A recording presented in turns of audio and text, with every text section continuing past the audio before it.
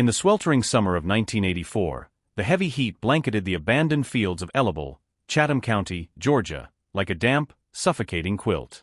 It was a Saturday, a day that should have been ordinary. As dawn crested over the tall pines, 5 Whitaker cousins burst out of their grandparents' weathered farmhouse like sparrows scattering from a tree. The eldest, Daniel, 11, led the charge with a wide grin.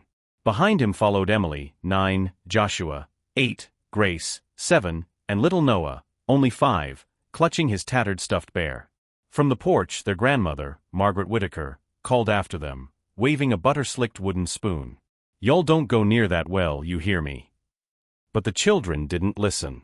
Not when the southern sun seemed to pull them onward, deeper into the dry grass behind the barn, where the broken fence stretched toward the distant pine woods. By noon, the farm was silent. No running footstep. No Lothair. No one bursting into the kitchen for lemonade. Just the endless cicada and the rickety box fan buzzing in the window. At 12:16 p.m., Margaret's trembling fingers dialed the sheriff's office. They're gone. All of them. My babies. Chatham County deputies arrived in the oppressive midday heat. K9 units combed the fields. Neborgatred, volunteer fanned out. By nightfall, they had found only one thing, a single mud-caked canvas sneaker lying next to the mouth of the old cement well behind the barn. That well, according to the late George Whitaker, had been sealed shut back in 1974 when the water turned foul. Nobody had dared touch it since, as if something down there wasn't meant to be seen. But in the spring of 2024, exactly 40 years later, a plumber was sent to fix a backed-up line at the long-abandoned farmhouse. When he pried open the old well cover to check the feed, he didn't find roots or mud. He found human bones. A child's bones. Within 2 hours, the Whitaker farm was bathed in flashing lights, crime scene tape stretched across the yard. Red dust swirled through the air like blood. And by sundown, 4 more child-sized evidence bags were carried out of the darkness, each too small, too light to belong to any adult. That's when an urgent call was placed to the Chatham County Sheriff's Office, directly to the cold case investigator, Detective Jillian Rhodes. Standing at the edge of that dark, gaping hole, Jillian felt the chill rising from the depths as if from hell itself. And she knew. This wasn't just an old case. This was something bigger. Something that had been waiting 4 decades to be uncovered.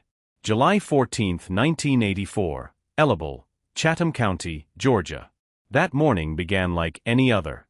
The sun rose early over the tall Georgia pine, burning away the mist that clung to the pasture behind the old Whitaker farmhouse.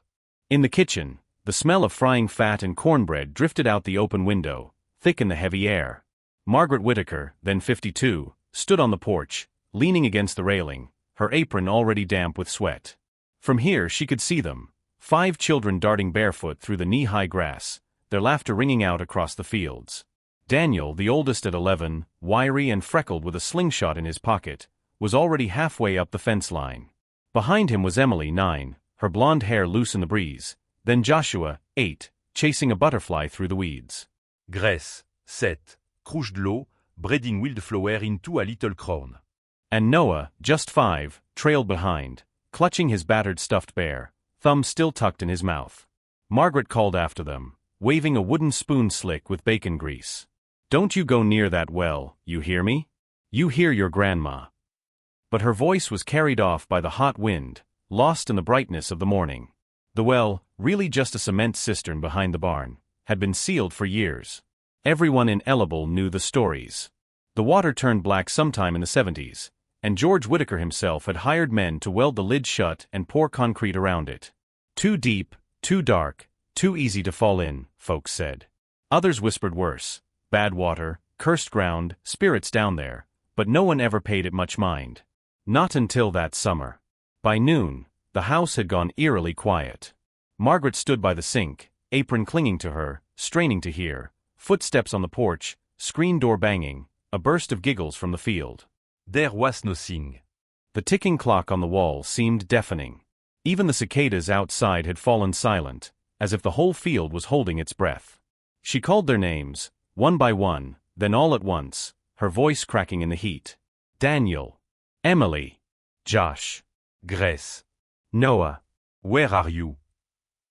Only the wind through the dry grass answered her. At 12:16 p.m., Her trembling fingers dialed the sheriff's office. They're gone. All of them. My babies. By 1 p.m., 2 Chatham County deputies rolled up in a dust-streaked cruiser, uniforms already damp and clinging. K9s scoured every inch of the barn, the hayloft, the woodshed, and the creek bed. Neighbors arrived with lanterns and flashlights, combing through the grass. By sundown, the search had stretched half a mile in every direction. And then one deputy called out. At the fence line beside the well, he'd found something. Noah's stuffed bear, lying face down in the dirt. 1 year torn clean off. Next to it lay a single white sneaker, caked in mud, laces still neatly tied. That was all they found that night. The well remained shut tight, its iron lid catching a faint glint of moonlight, almost as if daring anyone to pry it open. Nobody did. Nobody even tried. The next morning, newspapers across Savannah and Tybee Island ran the same headline. 5 cousins vanish without a trace. Chatham County in shock. TV crews descended on the farm. Helicopters circled overhead. Volunteers came from as far as Statesboro and Brunswick. Margaret never left the porch. She just sat in her rocking chair, hands folded in her lap, staring out at the empty field. When a reporter asked her why she hadn't left, like her 2 sons had, she only said, "I can't leave them behind." "They're still here. Somewhere." By 1986, the reward money had dried up. The FBI scaled back. The file went cold. The Whitaker family scattered. Both sons left the state and never came back. The house was abandoned within a decade, the shutters sagging, paint peeling away. But Margaret stayed. She stayed until the summer of 2023, when she died at age 91. And every Sunday, for 40 years, she still set 5 plates on the table. Waiting. For 40 years, the land stayed quiet. Until March 2024, when a plumber came to clear a clogged line in the long-abandoned house and pried open the rusted cistern lid. He expected mud. Mais a drowned raccoon. What he saw instead made him drop his wrench. Because lodged between the corroded pipes was a child's skull, jaw still attached, wrapped in sun-bleached fabric. By sunset, the farm was lit up again with floodlights and crime scene tape. And by nightfall, 5 child-sized evidence bags had been pulled from the darkness. But they weren't just the Whitaker children. Marche 15th, 2024, Ellabell, Chatham County, Georgia. By the time night fell, the Whitaker farm glowed under harsh floodlights, a grotesque kind of stage. Yellow crime scene tape stretched from the fence line to the barn, fluttering in the cold wind like funeral ribbons. Deputies, forensic techs, even reporters crowded the dirt yard. No one spoke loudly. No one wanted to be the one to break the spell. At the edge of the cement cistern, where the plumber had unearthed human remains, Detective Gillian Rhodes stood with her hands buried in her coat pockets, staring into the blackness below. Down there, flashlight beams skittered over jagged concrete and rusted pipe. The smell rising from the pit was so strong one of the technicians had to turn away and retch. One child's skull had already been brought up that afternoon. Now they were slowly lifting other things. Fragments of bone, faded cloth, even a cracked plastic doll stamped 1981 on the back. Beside Gillian, Lieutenant Carlos Ramirez, who was running the scene, leaned in and spoke low, as if afraid the pit might overhear. 5 skulls. All small. But one of them doesn't match the Whitaker children's records. Gillian turned to him, eyes narrowing. What do you mean? Carlos lowered his voice even more. One of the sets is older. The forensic estimate puts it somewhere in the 60s or early 70s. Not one of the 5 who went missing in 84. Gillian looked down again. Tonight the air was cool, but sweat still ran down her back. Her instincts told her, this wasn't just a disappearance. This was a graveyard. March 17, 2024, Ellabell, Georgia. Inside the Whitaker barn, an old work table had been turned into a makeshift command post. The harsh white of a neon bulb washed over the papers spread out across it. Black and white photos of the Whitaker kids in 1984, typewritten witness statements, a 1974 plat map of the farm with a red circle around the cistern. Gillian sat low in her chair, reading each line carefully. Cistern sealed per request of landowner George Whitaker. Reason, water contamination, odor, deemed unusable. Inspection of interior contents waived prior to sealing. She frowned and pulled a thin folder from the side. It was the permit to seal the cistern, dated July 11, 1974, exactly 10 years before the children disappeared. The signature at the bottom Cocteau Brice. Alongside George Whitaker's name, was someone else's. A name that made her hand tighten on the page: Thomas Vance. She left the barn, climbed into her car, and drove straight to the outskirts of Savannah. Near midnight, she pulled up to a small white house with a rusted tin roof. The porch light was still on. Her father, Thomas Vance, 81 now, was already sitting on the steps, as though he'd been waiting for her. "So you came," he rasped, eyes wary. "I need to ask you something," Jillian said, cutting straight to it. "In '74, you signed off on sealing that cistern. Did you see what was inside before they closed it?" Thomas sat quietly for a long moment, pulling an unlit cigarette from his pocket and turning it in his fingers before answering with a faint, bitter smile. "I didn't see anything. George didn't let anyone look. Just said it was Animal romain. Jillian stared at him, her voice measured. "You helped him bury something. And 10 years later, 5 children vanished." He looked away, his eyes clouded. "I didn't ask. But after that." Georges changed. His son Robert, too.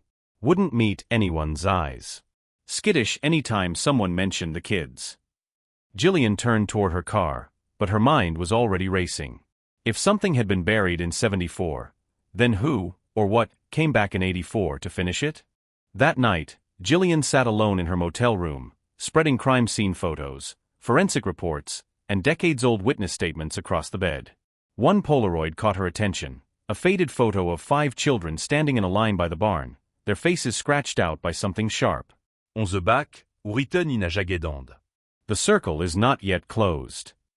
She closed her eyes, picturing it. Beneath all that earth, how many more circles waited to be unearthed? On March 18, 2024, Detective Jillian Rhodes returned to the Chatham County Archives. The air inside was still and cold, heavy with the smell of old paper and dust clinging to her fingers as she flipped through file after file, yellowed news clippings from the Savannah Morning News, brittle case notes typed decades earlier. She wasn't looking only for the Whitaker children anymore. She combed through every missing child case within 10 miles of Ellabell, stretching back half a century. And just when she was about to give up, she found 3 names long forgotten. Evelyn Wallace, age 10, vanished in the summer of 1962 on her way home from Vacation Bible School, her house just 4 miles from the Whitaker farm. Joseph Carter Jr., age 7, disappeared in August 1967, last seen riding his bicycle down Route 80. His bike was never recovered. And Linda Keel, age 8, gone in 1971 while playing near the fence line bordering Whitaker land. All 3 cases, decades apart, unsolved. All within 6 miles of the same cement cistern. That same afternoon at the farm, the excavation continued under an oppressive silence. Forensic techs carefully stripped away layers of red earth, revealing 2 more sets of small bones, rotted scraps of clothing, and a tattered cloth-bound cover with faded words scrawled across it, Circle 4 complete. Piece by piece, the land itself seemed to be confessing its own crimes. The Whitaker children were not the first victims. And very likely, they would not be the last. The next day, March 19th, Jillian stood before the whiteboard in the task force's temporary command room. At the center was an aerial photo of the Whitaker farm, the cistern circled in red. From there, lines reached out to the 3 earlier disappearances, forming a disturbing web radiating from the same point. On the table in front of her was another file: Robert Whitaker, son of George Whitaker, father of 2 of the 5 children who disappeared in 1984. He had fled Ellabell immediately after the incident and never returned. He had never spoken to the press, never cooperated with investigators. His file was full of blank spaces. But buried in the county's older records, Jillian had found his name, signed alongside his father's, on the 1974 permit to seal the cistern. And since that year, Robert had vanished from the community, leaving behind only whispers. On March 20th, Jillian drove through the night to Birmingham, Alabama, where Robert Whitaker now lived alone in a faded gray bungalow. The house was quiet, its paint peeling, its fence leaning. Neighbors said he kept to himself, rarely seen, and no one dared ask about his past. What Jillian found there was not a confession but something colder, proof that Robert still clung to his father's twisted faith. Scribbled notes in his home, Polaroids of children with their eyes scratched out, and fragmented journal entries all pointed to one thing: the rituals had never stopped. They were passed from one generation to the next, like a warped gospel he believed must be fulfilled at any cost. That night, back at her motel, Jillian spread the evidence out before her and stared at the oldest Polaroid. The Whitaker children, lined up by the barn, their eyes violently scratched out. She flipped it over and for the first time, noticed a faint line beneath the dust. Circle 5 in progress. Below it was the same spiral symbol, faint as smoke. In that moment, she understood. The circle was not closed yet. Someone out there was already preparing for the next ritual. And if no one stopped them, Ellabell would keep burying children for years to come. On the morning of March 21, 2024, the early sun cast a golden glow over the yellow crime scene tape around the Whitaker farm, but it did nothing to dispel the chill that clung to the land. As the excavation team dug deeper around the cistern, they began to notice something strange. The bricks lining the pit's floor weren't placed haphazardly as they'd first assumed. Beneath the dust, a pattern emerged, a spiral etched directly into the soil, with 5 X-shaped markings at the center, arranged into a perfect 5-pointed star. The markings were too deliberate, too precise to be coincidence. Forensic specialists carefully measured, flagged, and photographed everything. An anthropologist from Savannah University was brought to the site, and he confirmed what Jillian had suspected: this wasn't decoration. This was ritual. The circle, the center, the number 5, each an intentional part of something older, darker. Back in the task force's temporary office, Jillian stared at the photographs laid out on the table, a chaotic web of red string connecting dates, names, and places on the board above. She had already drawn 4 circles on the map with notations: 1962, 1967, 1971, 1984. Each circle bore 5 small XS. In the corner of the board, the spiral pattern discovered at the pit had been sketched out. From the evidence gathered at Robert Whitaker's home, another disturbing find had surfaced. Among the torn papers and faded Polaroids was a thin notebook, frayed at the edges. On its cover, faint but still legible in pencil, were the words, "Circle Doctrine, Savannah Branch." Inside, the pages chilled her to the core. The very first page listed all the circles, numbered from 1 to 12. Next to each number was a year, a location, and a single note. Circle 1, Ellabell, 1952, complète. Circle 2, Jésup, 1957, complète.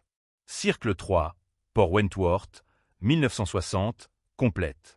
Circle 4, Ellabell, 1962, complète. Circle 5, pending. And at the bottom, one ominous line: the 12th will close the cycle. Until then, the land remains hungry. There was no confession, no remorse. Only a system, a belief, a method maintained for 70 years.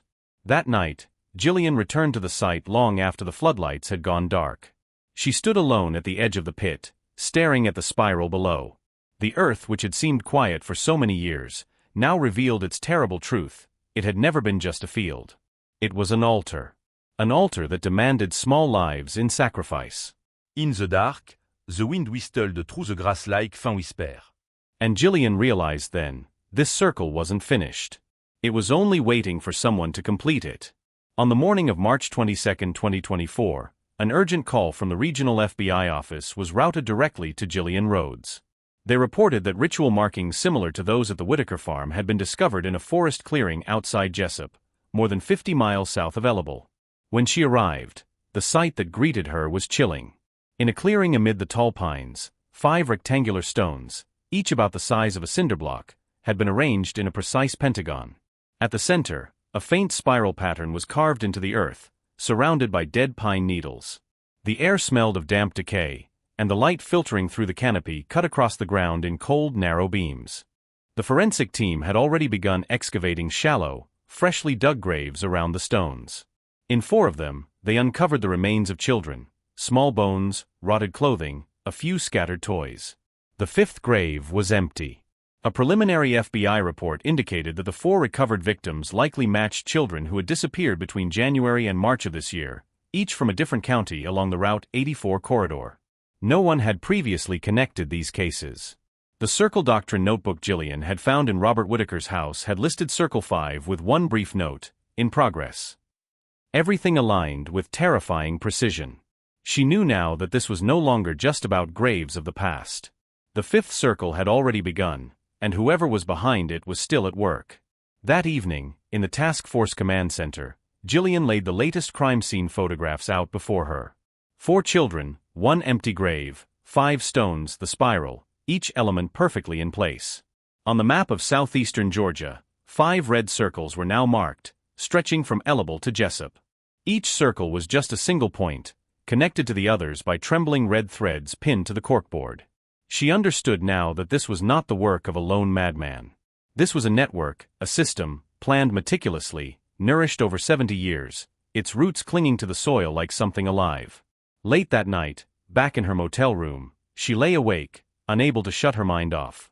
The image of the empty grave in the forest replayed again and again, a single hollow space, waiting, unanswered. The fifth circle was unfinished. And she knew that somewhere out there, the fifth child was still alive, still trapped in the hands of those who believed this ritual could quiet the hunger of the land. On her desk, the map of Georgia swayed slightly in the cool air from the vent. There were still 7 circles unmarked. 7 rituals yet to be carried out. And the spiral etched into the earth seemed to bore deeper and deeper into her mind, whispering, "The land remains hungry." On March 23, 2024, the investigation stretched across all of eastern Georgia. A web of disappearances was dragged into the light, maps covered conference tables, forgotten files piled into accusatory stacks. Jillian no longer had any doubt, the ritual had never stopped. It had only shifted, hidden beneath layers of dust and time, passed quietly from one hand to the next. It was a network masquerading as families, as humble devout communities, with keepers at its center, those who continued the work. That evening, the FBI forwarded her a new lead. An anonymous letter had been delivered to the Savannah field office. It contained only one sentence, scrawled across cheap paper. The final keeper is here. Black Hammock. Midnight. Black Hammock was a coastal marshland, about 40 minutes east of Ellabell. A desolate stretch of wetlands dotted with crumbling churches and rotting fishing shacks. According to county records, most of the land was still owned by a Robert Whitaker Jr., grandson of George Whitaker. When Jillian arrived, the marsh was thick with fog. The sodium streetlights along the causeway glowed faintly through the mist, casting pale, ghostly halos. Task force agents had already taken positions along the access roads. Inside a small abandoned chapel, beams of flashlight swept across peeling wooden walls scrawled with spiral symbols in black charcoal. On the floor, 5 shallow graves had been dug into the mud, each lined with burlap and clay. For already held something, small motionless forms wrapped in fabric. The 5th lay empty, its open mouth a silent threat. At the far end of the room, Robert Whitaker Jr. knelt before a crude stone altar, clutching a brittle scrap of parchment, whispering prayers in a language so broken it barely sounded human.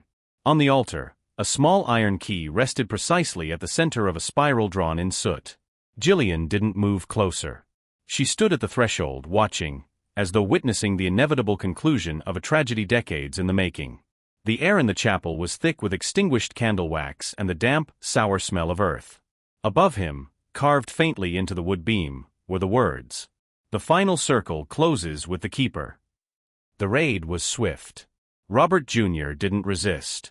His face remained calm, as though he'd accepted his fate long before. The 4 children, thin and hollow-eyed but still breathing, were carried out of the chapel by FBI agents. Jillian stayed behind a moment longer. The room was quiet now, save for the sound of her own breath. Four grave a stilifié, one stianti, and the iron qui left behind on the muddy floor. She knew this was not the end. Robert Jr. was only one link. And one grave was still waiting. Outside, the fog in the marsh felt heavier than before. The reeds whispered in the dark, as if reminding her that the land was still hungry, and that the circle had not yet truly closed. On the morning of March 24, 2024, Black Hammock still lay under a heavy fog as the sun rose.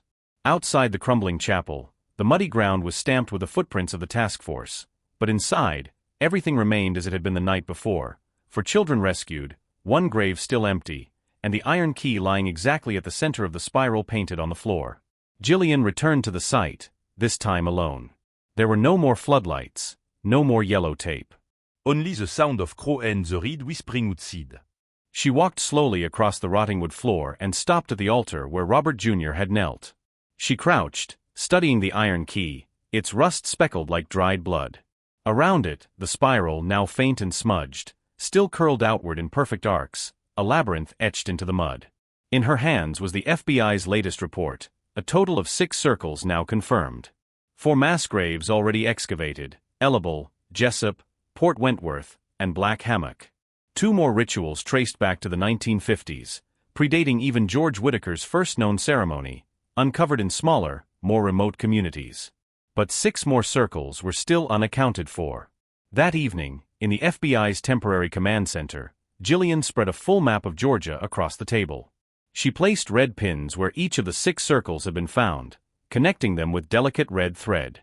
The circles didn't form a straight line but rather coiled into a larger shape, an unmistakable spiral.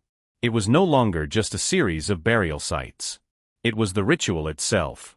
Each smaller circle was a node in the larger pattern, a design that spanned the state, nurtured over generations, fed by the lives of missing children. And at the very center of the spiral, still unmarked, there was an empty space. Gillian stared at the map for a long time, her vision blurring from exhaustion, but one thought remained clear in her mind: this wasn't random. This was a plan, mapped out decades ago, waiting for the next person to step in and finish the spiral. That night, back in her motel room, she sat alone, turning the same old Polaroid over in her hands, the Whitaker children, eyes scratched out. She'd memorized every mark on it, every shadow, but this time her eyes caught something else. Along the edge of the photograph, nearly illegible, a faint line of ink emerged under the dim light. Circle 12, pending. The 12th circle. She set the photograph down gently on the table and leaned back in her chair. Above her, the ceiling fan turned slowly, spinning in its own spiral. And in her mind, the image of the spiral deepened, coiling tighter and tighter. Somewhere out there, she knew, the 5th grave was still waiting. The 12th circle was waiting. And the hand of the next keeper was already reaching. On March 25, 2024, the investigation entered its most urgent phase. The FBI Savannah office publicly announced the rescue of 4 children from Black Hammock that night, but withheld the identity of the 5th, still missing child to protect the family and preserve the integrity of the case. One thing was certain: the ritual was not complete. And the next keeper, whoever they were, was either ready or already moving to finish the circle. Gillian was reassigned to work directly with the federal task force as they followed the latest lead. Traffic cameras had captured an old brown van leaving Black Hammock an hour before the raid, heading south along Interstate 95. The plates were unreadable, unregistered, but the route was clear, toward the lower Satilla River, a maze of marshes and pine woods, largely unmapped. That afternoon, police helicopters swept above the muddy flats along the Satilla.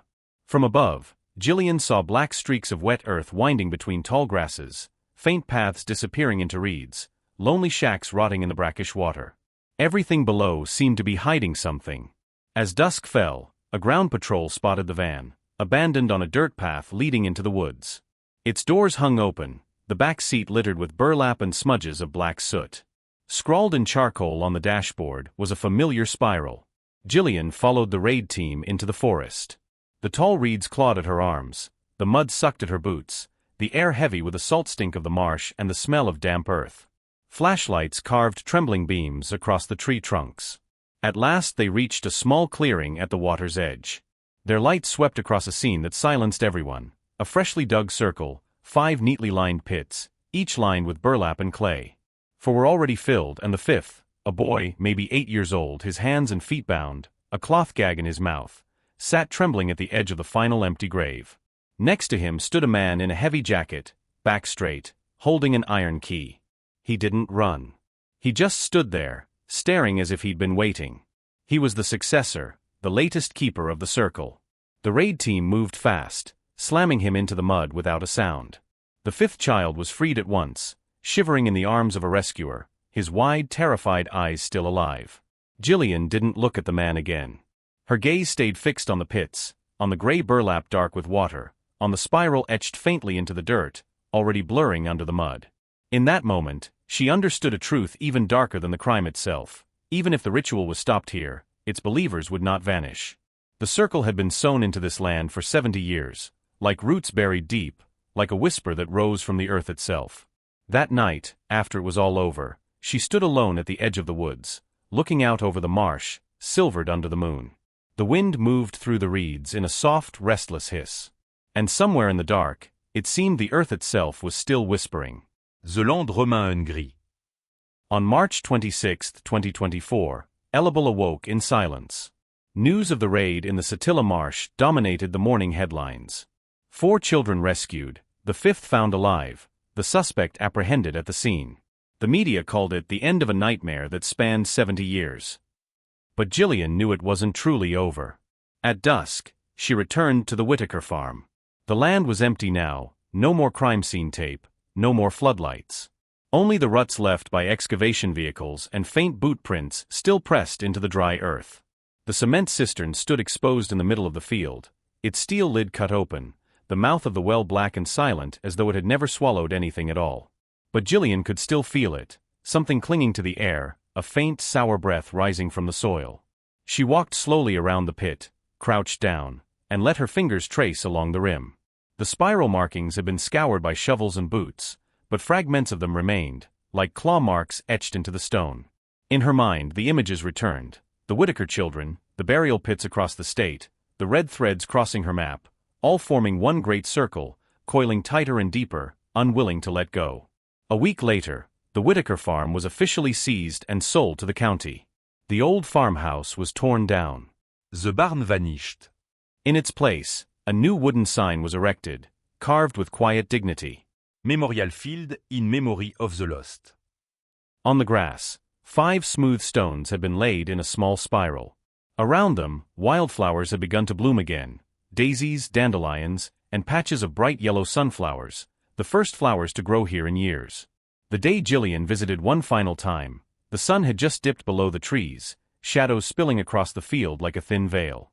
She stood at the edge, hands deep in her coat pockets, staring at the stones. On the grass nearby, a barefoot boy, no more than 6 or 7, stood quietly beside the spiral, his old shirt catching the fading light. He turned to her, smiled, and then slipped back into the dusk as though he'd never been there at all. Gillian didn't call out. She didn't follow. She only whispered, soft enough that only she could hear. You're free now. The night wind moved through the field, making the grass whisper and bend. And in that sound, she thought she heard a familiar reminder, rising faintly from deep below. The land remembers.